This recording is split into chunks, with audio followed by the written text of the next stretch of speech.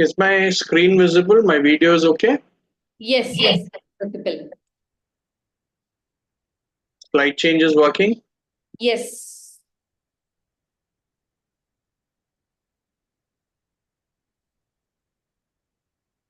Yes, it is working.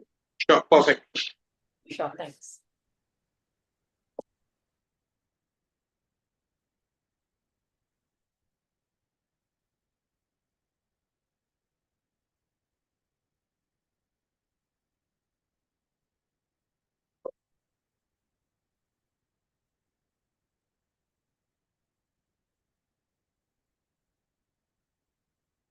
Is it okay now?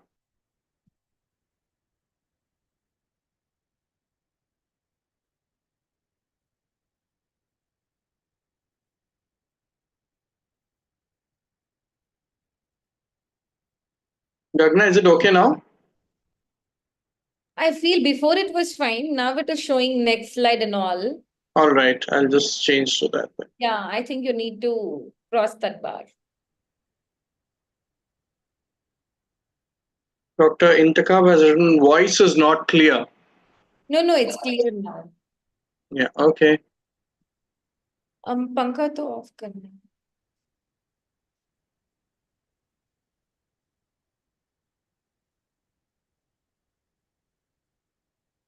Sure, now it's fine. Thank you.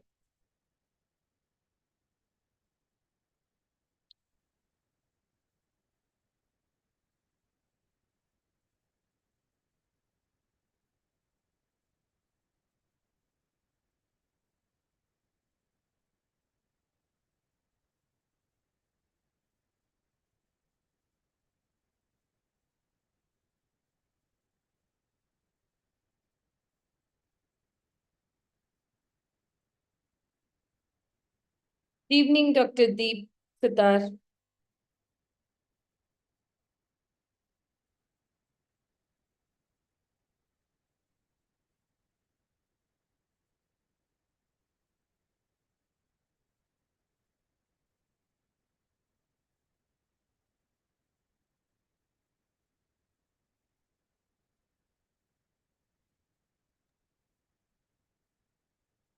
I see some old faces. Yeah. Happy to have all of you here.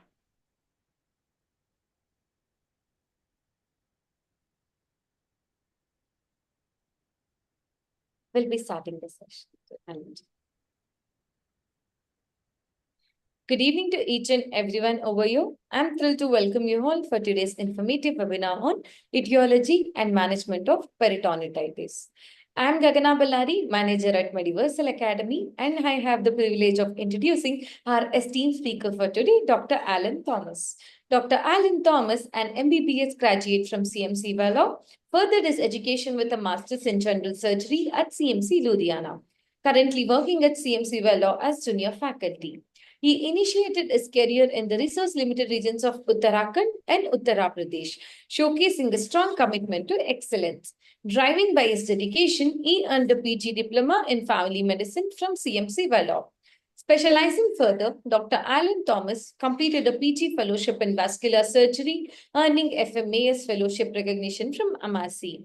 As a proud member of ASI, AMASI, and CMAI, he is also recognized for his prowess as a presenter, having been awarded Best Speaker at CASE 2022, Ludhiana. Thank you. Over to you, Dr. Alan G.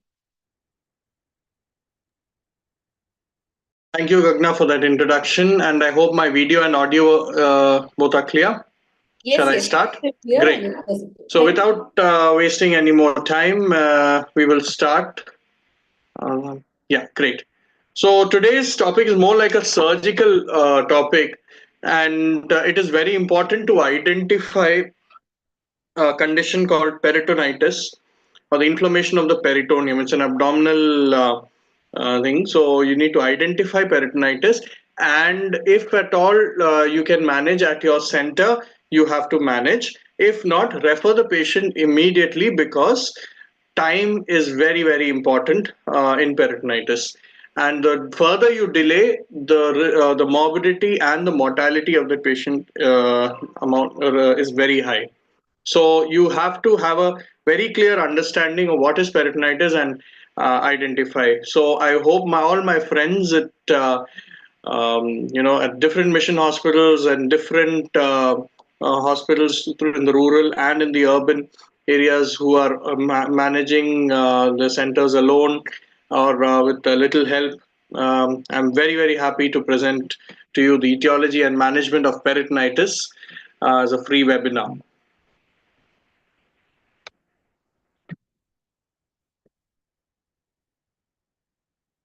So what is peritonitis? The inflammation of the peritoneum and the peritoneal cavity, usually caused by localized or generalized infection. As you know, peritoneum is covering the abdomen inside. Okay, so we can classify it as either primary, secondary, or localized or diffuse. So if you look at the anatomy, just a quick thing is this is the abdomen, and as you see, the peritoneum is lining all the organs here. Yeah, spotlights. Yeah, I got it. And it's a sealed cavity in males and females open to the extremity to the ostia of fallopian tube, and 11 ligaments and mesenteries here. Yeah.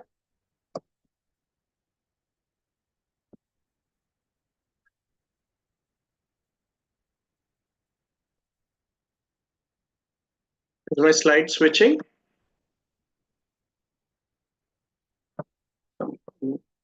Yes, yes. Now it's in the slide of anatomy. Yeah. It's just some technical glitch here. Let's see. Yeah. So, yeah, physiology. If you look at physiology, it's a semi-permeable membrane, and there's this rapid absorption of fluid into lymphatics and portal and into the systemic circulation, and the diaphragmatic pump, that drives the movement of the peritoneal fluid in the upward cephalad direction towards the diaphragm, and it goes into the thoracic lymphatic vessels. Okay, this is, as you can see, this is the peritoneal lining. Okay. So what are the functions of peritoneum? So functions is visceral lubrication, fluid and particulate absorption. In disease, what happens is it's parietal pain perception is because of peritoneal inflammation.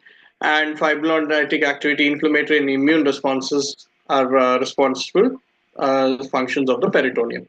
Now, what are the causes of peritoneal inflammation? You can have bacterial infections, gastrointestinal or non-gastrointestinal. Then you have chemical or bile that's there, and any allergic like starch, and traumatic operative handling, ischemic or bowel gangrene, or even fever, familial Mediterranean fever can cause peritoneal inflammation. Now, if you look at if you look at now how the peritoneum gets infected, it is GI perforation, or transmural translocation, like in pancreatitis, exogenous contamination, this open surgery, drains, trauma, and the pelvic inflammatory disease seen in women, and also if it's blood spread, quite right, can lead to septicemia.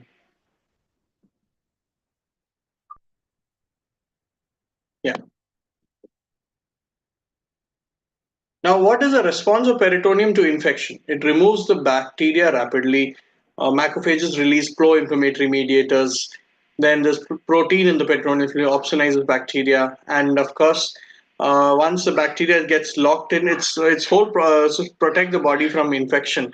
So what happens is once the bacteria gets in, there's an abscess formation limiting its spread. So wherever there's bacteria, will go and opsonize its bacteria there, and within fibrin matrices forms abscess formation. So the bacteria gets contained at that particular region.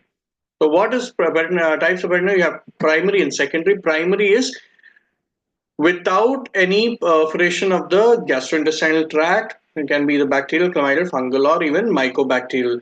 Even chronic liver diseases, you have ascites that can get infected. That is primary peritonitis.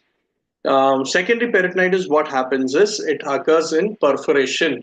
Your intestine जो होता है वो perforate हो जाता है. Then that time, the bile, the fluid, the food, everything gets out, and then that can cause an inflammation, infection, sometimes acute appendicitis. Appendicitis can rupture, form colonic diverticulitis or pelvic inflammatory disease.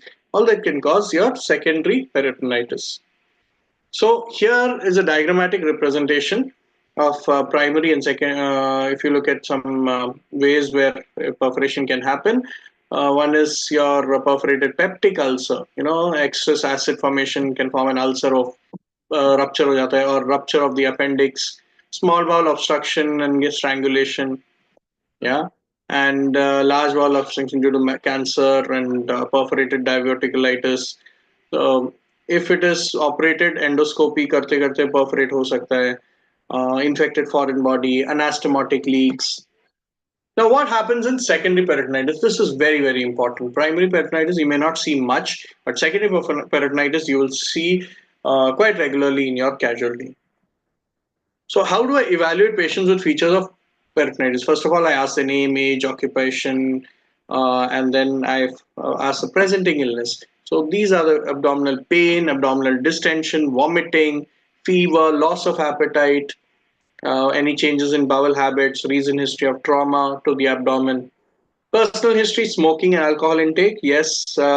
History of gastritis or NSAID usage. Some patients, they have chronic knee pain, back pain. They are daily consuming non-steroidal anti-inflammatory, which goes and forms ulcers in the stomach, which can perforate.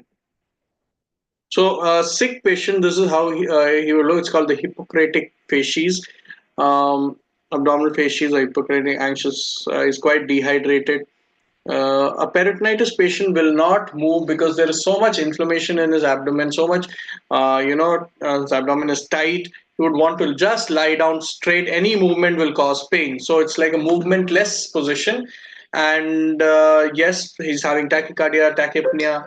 He may have fever or even hypothermia. Hypothermia indicates shock, patient is in shock, and severe sepsis. Blood pressure, he may have hypotension. Now, how do I examine? There is tenderness at that site. Generalized tenderness is what we call for peritonitis. Of course, if it's a localized peritonitis, it will have only local tenderness. You have guarding and rigidity. Guarding is voluntarily abdominal contraction to protect the visceral organs from examining hand. If the doctor is trying to examine, you hold the hand of the doctor or stop the hand of the doctor, asking, yes,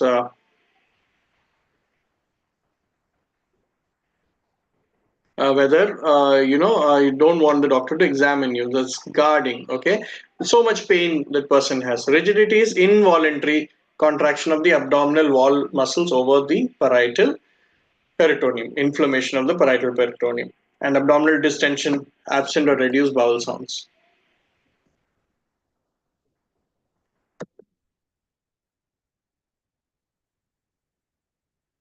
So you have localized and generalized peritonitis, some stages. It's either localized, early stage, and late stage. Some localized will be vague abdominal pain, bowel sounds will be present, infrequent bowel sounds in early stages. Early stage, you have severe diffuse pain, abdominal pain, generalized and guarding. Late stage, you would be more of a rigid Sussman abdomen and absent bowel sounds, and as the picture had shown, Hippocratic facies or sepsis. So stages of peptic perforation peritonitis will be peritonism, reaction, and then diffuse peritonitis. Peritonism, pain over the epigastric range, referred pain happens, localized guarding and tenderness. Signs would be more prominent in the reactionary phase. Muscular rigidity, air under diaphragm, shifting dullness really cannot be checked in this one. Some books do talk about shifting dullness, but ideally in a case of perforation peritonitis, shifting dullness is not done. And air under diaphragm, 70% of the cases, and diffuse peritonitis. If you have this Hippocratic facies, septic shock, distension, board-like rigidity, and if not treated in time, mortality is very high and immediate patient dies of sepsis. Investigations, how do I investigate a patient of peritonitis? I do a complete blood count where I would see leukocytosis, that is TLC is high. And once the TLC is high with the left shift, meaning neutrophils are high, baseline urea creatinine increase in later stages leading to multi-organ dysfunction, and electrolytes are deranged, and serum amylase lipase to rule out any pancreatitis. Arterial blood gas analysis not readily available at all centers. However, most hospitals do have now ABG analysis. So lactate levels are high, base deficits, respiratory or metabolic, more of metabolic acidosis, and CRP and procal levels would be elevated. So some serum biomarkers is a paper that was there, which says that utility of serum biomarkers in predicting intestinal compromise. So the lactates also being high, WBCs being high, or severe sepsis kind of picture. Imaging, chest X-ray erect, I would do an X-ray abdomen, ultrasound abdomen, CT abdomen, and pelvis. For a peritonitis, air under diaphragm may be present in 70% of the cases. What is air under diaphragm? I'm coming in the subsequent slides. And ultrasound abdomen, if the patient is sick, you may just want to do an ultrasound abdomen because CT takes some time. Ultrasound may or may not, give you a definitive answer. But however, it is the peritonitis is more like a clinical diagnosis. Okay, all these imaging and investigations are to aid in your diagnosis. What are the radiological signs of pneumoperitoneum, which is air under diaphragm? You have here, as you can see, this is normal. Most of your X-rays, if you take, this will be there. This will not be there. This crescent shaped thing that's there. This is air under diaphragm. This is the diaphragm. This is the liver. The air rises, and what happens is there's an air column here. So that means some viscera has perforated. So if you can see, this is the left lateral decubitus position. This is your liver, and this is your air, pocket of air. See in the abdomen, then definitely there. Then you have something known as the Wriggler sign or falciform ligament sign here, falciform ligament sign that's here.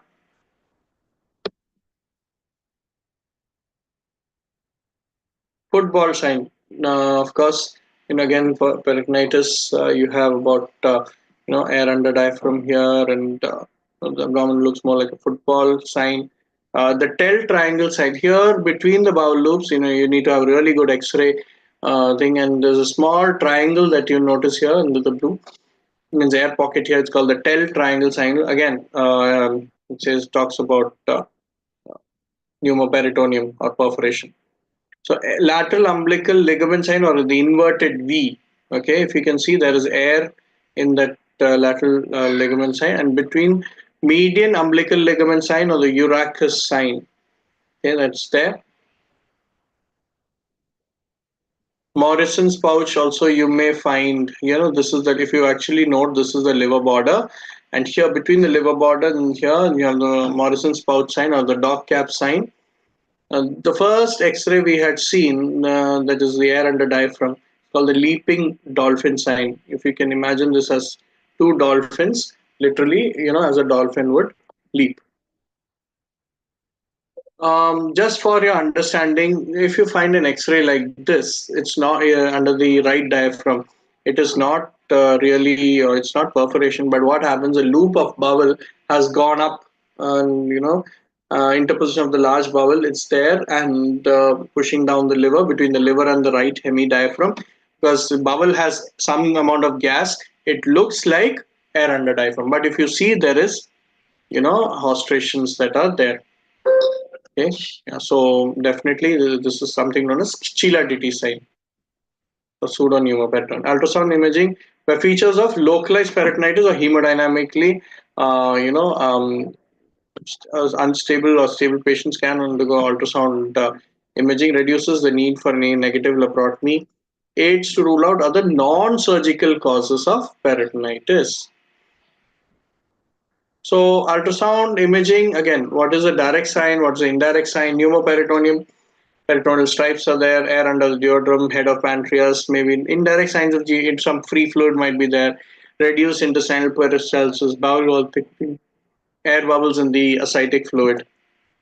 So role of CT in peritonitis, identify the cause in hemodynamically stable patients prior to surgery. That is its role.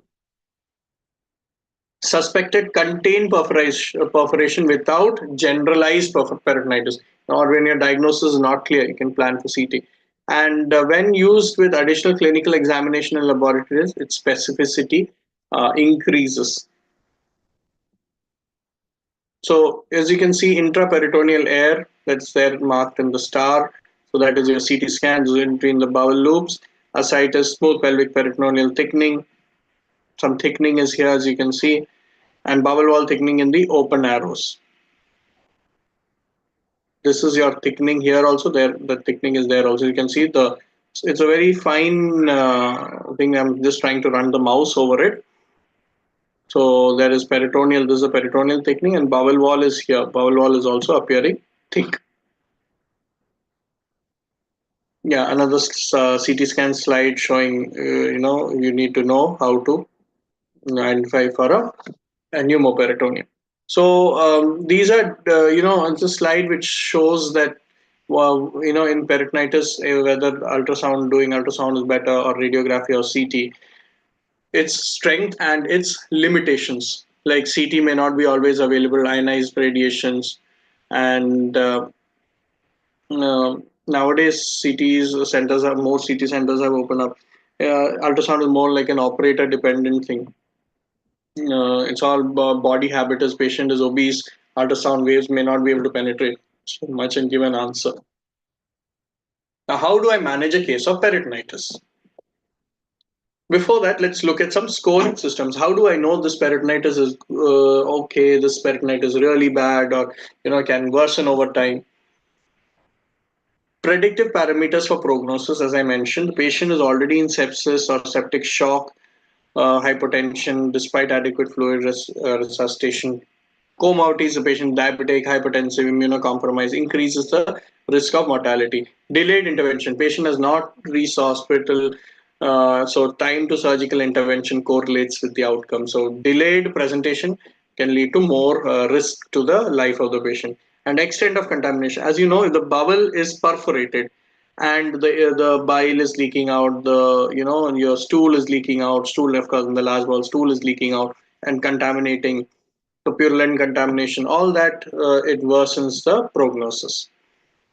So C-reactive protein and elevated procalcitonin are two tests that they do over time to see if the patient is worsening or not. Apache 2 score is something for predict the severity and mortality risk in severe critically ill patients. SOFA score and the Mannheim's peritonitis index. So this is the things that they look at, Mannheim's peritonitis index. So each has a score. So based on your patient's case, you will put the score, and this is even, it has to be, the peritoneal fluid has to be also mentioned about whether it's a clear, cloudy, purulent, or even fecal contaminated. More higher the points, higher the risk of morbidity, mortality. This is, as you can see, physiological variables. I have another simpler chart here. Anyway, this is the variables that they look at, and based on that, they will tell if the hospital mortality Apache to score. So based on that scoring system, more than 35, the risk of patient dying in without operation is 82. With operation, it's almost 87%. Okay, so if the Apache score is between 20 to 24, how do I get the score? So these are parameters and these are the scoring systems. So once I add all these as per this score, what will I get? I'll get some value between here. So if it's say 50 to 24% Apache score, if I don't operate, the patient, there's a high chance of 40% patient will die. If I operate, the chance of patient dying is 29%. So these are all studies that are done. However, they looked at different scoring systems over time, and where they asked for which is better. Some said Mannheim's is better. Some said even Apache is better.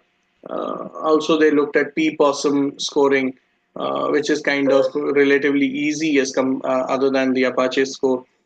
And so multiple scores had been looked at, and then they also one of the studies said that your basic ASA score, American Society of Anesthesiologists scoring system, is also equivalent to the scoring system here. So what are the management principles? To control the source of infection. Okay, wherever there's abdominal infection, you need to control the source. To eliminate the bacteria and sepsis, maintain the vital organ functions, and of course, nutrition and metabolic support. So, what happens eventually in peritonitis is the patient goes into multi-organ dysfunction. So you have to maintain the vital organ functions. So these are four principles: control source, eliminate, maintain the vital organ functions. So, how do I do the general care of the patient? Early diagnosis. You need to diagnose the peritonitis as early as possible. Time is very important. Start off antibiotics. Okay, as per your hospital's protocol, start off antibiotics. Source control. By source control is wherever the source of infection is. If it is in the gallbladder, if it is in the appendix has perforated. If it's a patient is presented early in the hospital, then you may want to operate and remove the appendix. So source of infection, appendix was infected, so you remove the appendix. Source control is very important. If there's a perforation, you go and do the needful for closing the perforation, or doing a wash, or removing by washing, you're removing the bacteria, the leaked contents into the abdominal wall. And you have fluid resuscitation management and antimicrobial optimization. Now, what do I mean by these two? Fluid is giving IV fluids, adequate IV fluids. If not responding to IV fluids, you may even want to start your vasopressors. So you don't start vasopressors in the beginning because these patients are usually dehydrated and fluid responsive. So initially, you may want to give fluids, and if severe sepsis may not respond much to fluids, you may have to start vasopressors and antimicrobial optimization.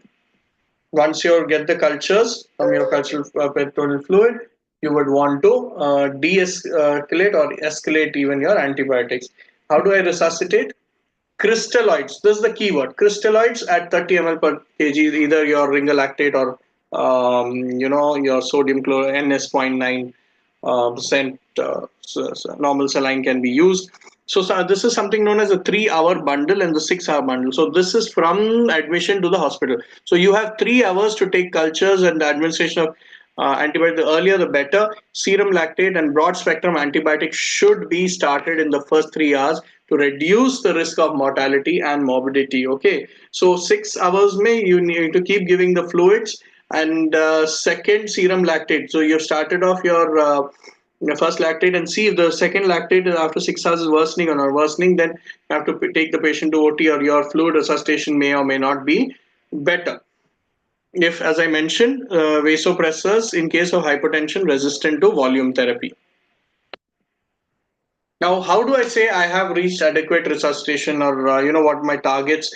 So once I check for central venous pressures, okay, which is the right heart pressure, central venous pressures 8 to 12, mean arterial pressure that is greater than 65, urinary output at least greater than 0.5 ml per kg body weight, and central venous oxygen of SaO2 greater than 70. So in case of hemodynamic instability, of course, as I mentioned, you have to give 30 ml per kg within the first 3 hours. That is more important. Surviving sepsis guidelines, you need to go through that. It'll give you a detailed on how to manage different, especially sepsis, how to manage sepsis with fluids and antibiotics. Guidelines are given. So antibiotic therapy is to give a systemic antibiotic therapy, treatment with antifungals after the candida scoring. In sick patients, you may have to even start off antifungals.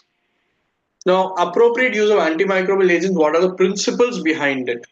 Source of infection to be identified. If identify whether the patient has appendicitis or cholecystitis or generalized peritonitis. So identify the source of infection and control it either by medications or surgery. Antibiotic empiric therapy after treatable surgical infection has been recognized. Third, in critically ill patients, broad spectrum antibiotic is given to cover the most likely pathogens. Should be initiated in the first 3 hours. And based on the patient's risk factors, clinical severity, infection source, the empiric therapy should be chosen. Blood cultures before antibiotics, that is the key word. I'm only talking about keyword. You can listen to me. Blood cultures before administration of antibiotic agents. And the antibiotic dose, just giving an antibiotic does not solve the problem. You have to give it in the correct dose and the correct method. Some antibiotic may be dissolved in and some may want sterile water. So yeah, based on that, it's guideline. Then you have to prescribe the correct dose and the right method. And every day you have to reassess whether your antimicrobial treatment is working or not. So it has to be reassessed daily. So once the source control is established, means your appendix is removed or gallbladder is removed, or you've taken care of the perforation, antibiotic therapy are as effective. Antibiotic therapies for short duration are as effective as long-term therapy. So if your antibiotic is failing, patient is continuing spike fever, abdominal pain is not settling, you would always want to look at whether any new abscess is developing or any old the secondary peritonitis is continuing even after surgery it is not resolving. Okay, so you may even want to do a repeat CT scan and see if anything is worsening, any gangrene is there of the bowel. Procalcitonin in critically ill patients, of course, it will tell you sequential values will tell you whether the patient is improving or not. Clinicians with advanced training expertise, you should always take them into the loop and take their advice. Monitoring and feedback within the group and understanding of your how to manage sick patients. So you have mild peritonitis here, you have localized peritonitis and diffuse peritonitis. Diffuse peritonitis are polymicrobial. Okay, these are the organisms that are usually seen: Enterobacterium, anaerobes, Enterococcus. So piperacillin tazobactam can be given. Some centers, southern centers, to give carbapenems like meropenem in sick patients. Patients in shock start off with carbapenem. Of course, you have to follow your hospital's infectious control policy, antibiotic stewardship, that it is called, antibiotic, how to give antibiotics in a very responsible manner. Most of the hospitals follow some guidelines, so you have to follow that. If your hospital does not have, encourage them to make a policy so based on the local culture specific antibiotics. So what are the surgical options that I have when I have a peritonitis? So either I can have a laparotomy or laparoscopy or something known as open abdomen or laparostomy. Not laparotomy, laparostomy. So here you have you have laparotomy here. Here the surgeon is trying to do something laparoscopically. Here something known as laparostomy or open abdomen. So once the operation is done, they don't stitch it back. The sheath is closed, however the skin is not closed, to reduce the abdominal compartment pressure. So exploratory laparotomy, how do I do an exploratory laparotomy? Make a midline incision, and then extend up and down as per the pathology, and then look for what the pathology is. If it is appendix, it might be in the right lower. If it's bowel perforation, the entire abdominal cavity may be filled with pus or fluid, and once you inspect the cause, treat the cause. If it's a perforation, you may want to close primarily or resect. And after that, you do a complete washing called the peritoneal wash. You may want to place drains, and after that, you may or may not stitch the skin. No matter how good surgery you do, okay, the post-operative management is very important. If you don't have a good post-operative management, you're not going to do well with your patient. So proper critical care, ventilatory support if required. How do I monitor the vitals? If the urine output is going low, then it's an alarm.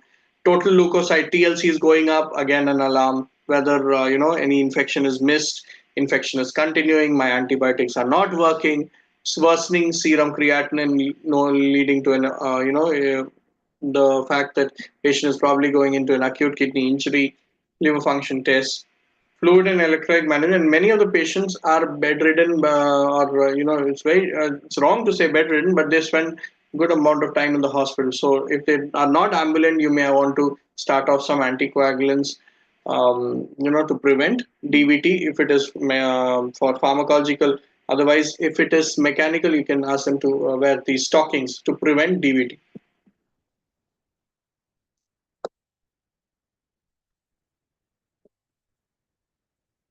So if you look at abdominal complications, There can be persistent paralytic ileus. Now, what is persistent paralytic ileus? Even after surgery, the patient is not passing stools. The bowel is not moving. Bowel moves like peristalsis. The upper part contracts, the lower relaxes, then the lower contracts, then the upper relaxes. So like that, the food bolus moves from the mouth till the anus. So that movement may not happen, and it might be like looking like a block. Patient may not want to eat. Okay, bowel is abdomen is distended. Then you have residual or recurrent abscesses leak from the anastomose if you have made.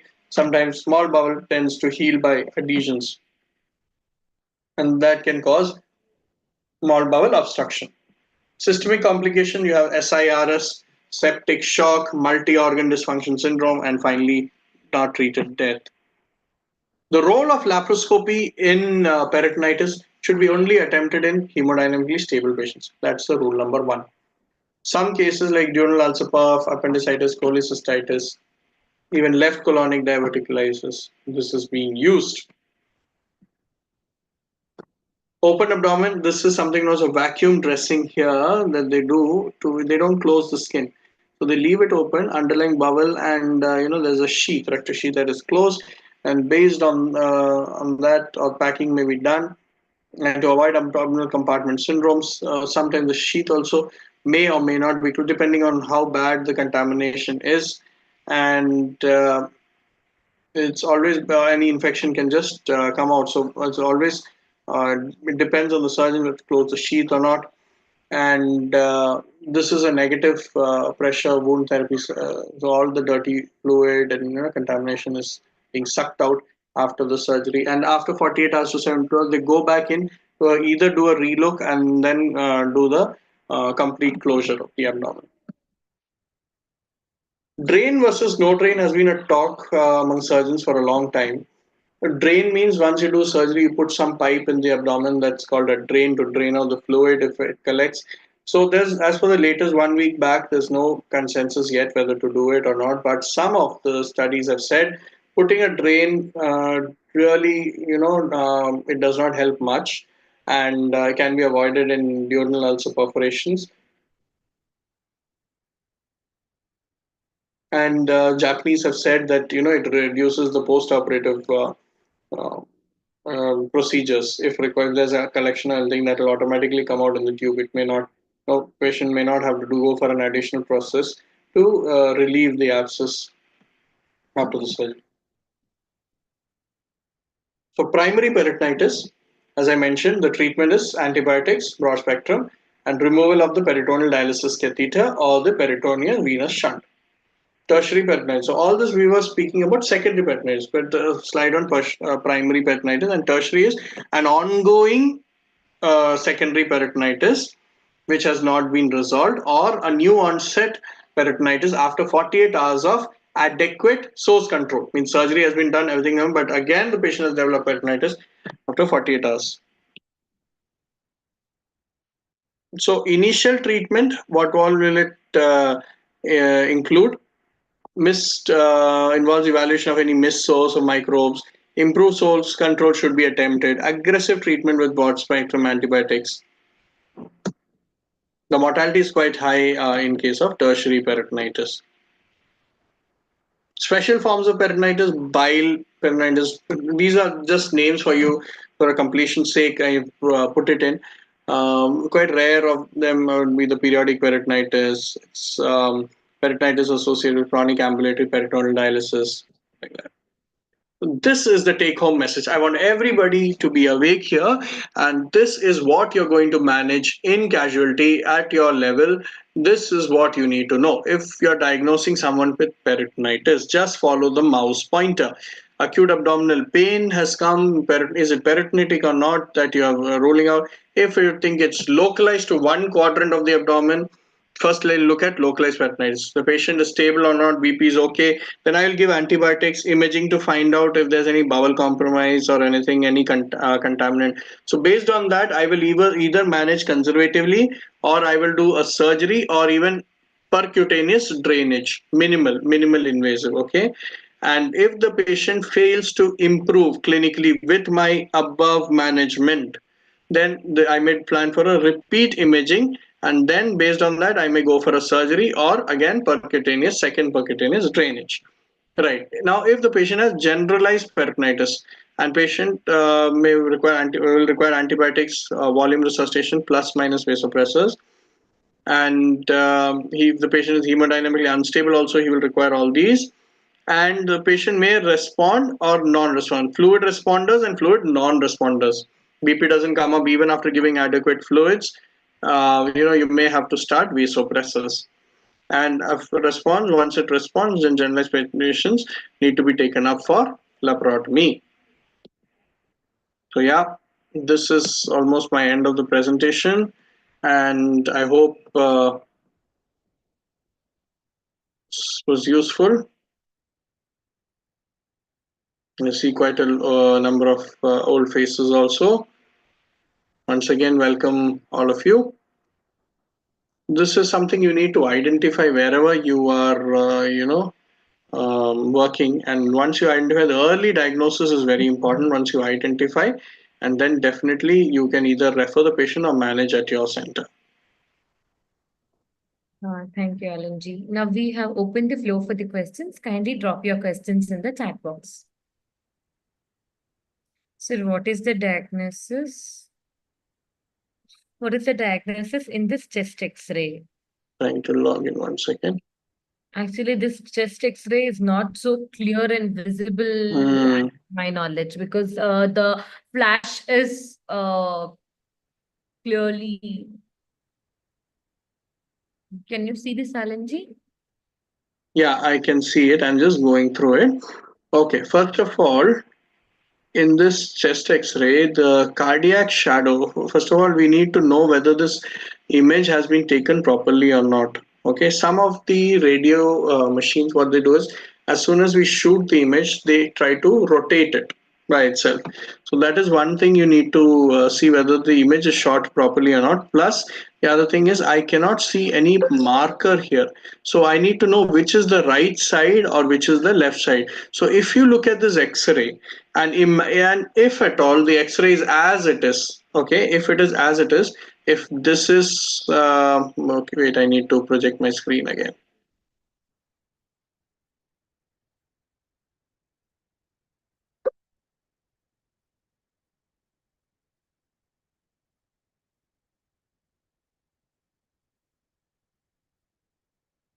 Okay, is my slide now visible?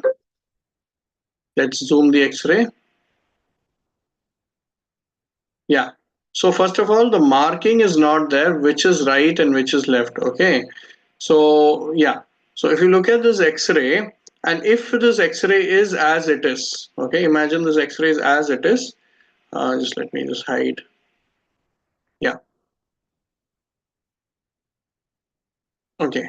So yeah. So if this is the right side and this is the left, then it is something known as uh, either dextrocardia or what happens on the right side of the organs on the left side. The fundic air bubble is also on the opposite side. So I really want to know if this is the right side or the left side. Ideally, the entire thing should be reversed. Okay. Let me see if I can just show it on how it will look on my screen. No. So yeah, ideally this part should be here and that should be here. So that would be a normal chest X-ray. Here, if you ask me, what is it? The fundic air bubble and the cardiac thing, both are there. So it's most likely situs inversus kind of an X-ray where the right side organs are on the left side and even the heart is also on the other side. If you are assuming this to be right or left, otherwise it's not very common scenario. However, if it is a proper chest X-ray with this side being the left and this side being the right, okay, and this whole thing on the other side, then it would be a kind of an X-ray with definitely this patient has some. If you look at the lung fields, increased bronchovascular markings are there. Some your claustrophrenic angle and the angles are not very clear, so some amount of pleural effusion is also there. So yeah, so these are the two things that I wanted to put across.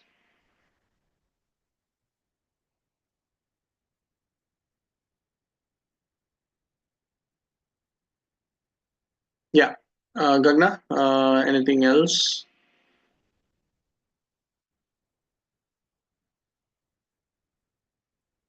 Situs inversus can be if it is as it is X-ray. Excellent, Deep. That is what I am also, because if you see, it's not just dextrocardia, the heart is also on the other side, and the fundic air bubble is also on the other side. So yes, situs inversus if it is as it is. And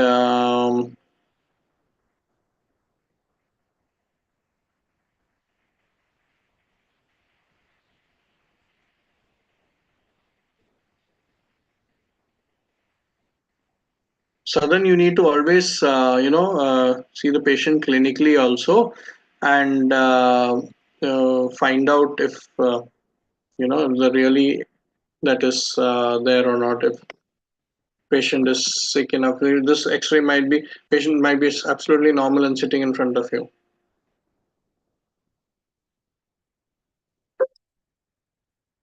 So as Deep has put it, could it be a Carter-Jenner's syndrome? So Carter-Jenner's has basically a few things in that you have sinusitis, bronchitis. So if this and situs inversus. So if the patient has a situs inversus along with bronchitis, and you can always you can kind of label him as Carter-Jenner's syndrome. So how much will that help? It is only to know a diagnosis. There's no treatment for the same. Okay. Yeah.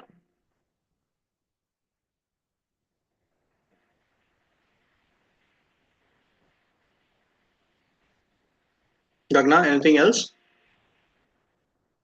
I'm just checking energy. Thank you so much, sir, for the explanation. Mm, mm, no, I think there's no questions. Just give me a moment, Alanji. Let us wait for another 5 minutes. Thank you, Sadhan, for sharing the X-ray. It's a good learning session. We can have, a session on imaging and how to read an X-ray, ultrasound. One class on how to read only X-rays, how to read a CT scan, something like that. We can always look into. Maybe one class Gagna can arrange for X-rays. Definitely. Basic X-rays, how to read in casualty. Yeah. Sure. Arrange a class. Definitely. Let's wait for another 5 minutes and then. Sure, definitely. Kindly drop your questions in the chat box. We'll do our best to answer them.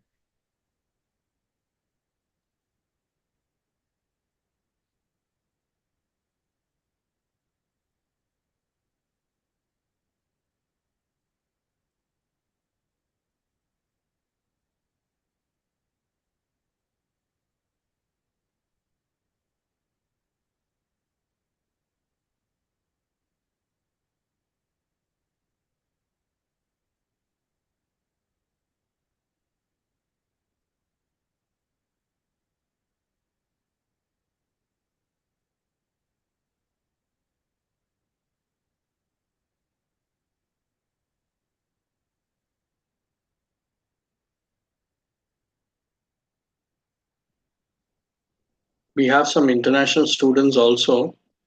Yes. Active consultant infarction.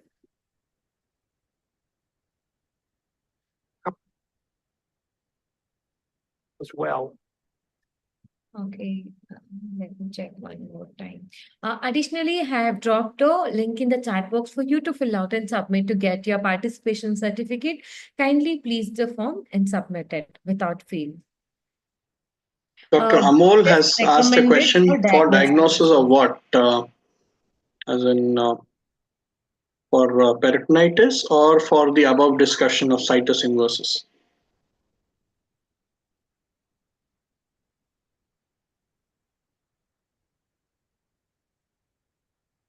Dr. Amol, could you just clarify your question whether it is for peritonitis or for? Okay. For peritonitis, I would say it goes again to the same. The patient is unstable or stable. At least it's a clinical diagnosis. And once the patient is stable enough, he can undergo in an X-ray. You see air under diaphragm. That itself is a clear answer that okay, you need to probably take up the patient for surgery. So either that is there, but nowadays the patients are all very learned, and they want, even the stable patients, they would want to know their diagnosis before going into surgery. So they would say, I want a proper answer to my questions and all that. So we do a CT scan. Many centers do a CT scan to, it'll help a lot of give you further details on the perforation and the amount of fluid that's in the extra fluid that is there, and where exactly it could be the pathology.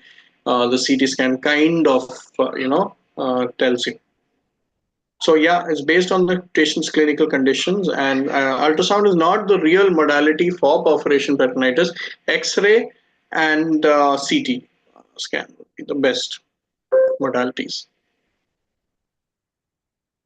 And 70% of the case only you will get air under diaphragm. So CT is more specific.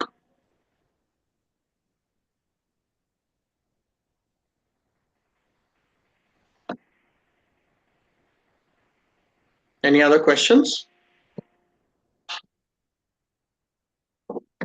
Yeah, I'm just checking out. Thank you, doctor. There's no any questions I get. Additionally, I have also dropped a link in the chat box to fill and submit your certification and webinar feedback form. Kindly give your valuable feedback and fill out this form to get your certificate of participation. There is one more question from Dr. Lata. Cardinal sign of peritonitis. Cardinal signs of peritonitis. Okay. So what happens is, when you're having a patient of peritonitis, and when your signs is something that the doctor identifies. So yeah, so you can have tenderness, rebound tenderness, guarding, rigidity. So these are all your signs of peritonitis.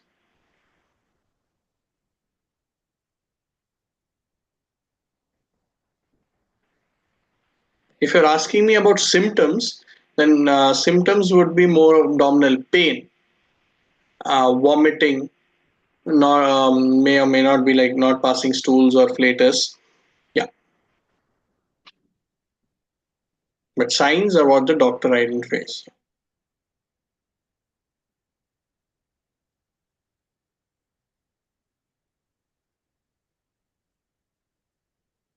I'm just checking for the questions. Just give me a moment.